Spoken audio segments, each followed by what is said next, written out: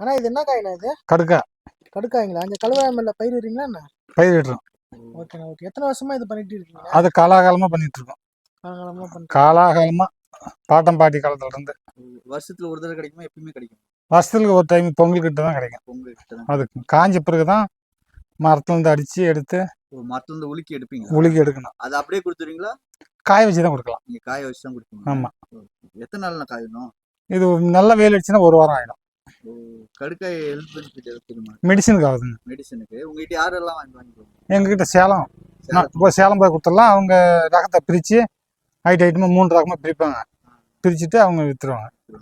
உங்ககிட்ட என்ன பிரைஸ் வாங்குறாங்க? எங்கிட்ட 30 ரூபான்னு வாங்குறாங்க. நாங்க ஒரு 10 டன் 5 டன் வந்த பிறகு எடுத்து போகலாம். அது வரைக்கும் வச்சிருக்கோம். அது வரைக்கும் வச்சிருக்கலாம். ஆமா, நாங்க வியாபாரிங்க.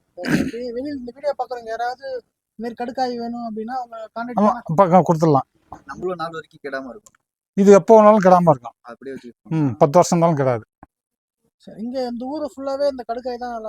இல்லைங்க, கடுக்காயெல்லாம் முடிஞ்சிருச்சு. ஏன்னா இந்த சைடு ஃபுல்லா கடுக்காய் தான் விவசாயம் பண்ண கல்வராமலையில இல்ல இந்த சேராப்பட்டுல மட்டும் தான் பண்றாங்களாண்ணே? கல்ராய் மலை எல்லாமே எல்லா மலையிலும் இருக்கும். எல்லா மலையும் கரும்புத்தோட்டம் வரைக்கும் இருக்கும்.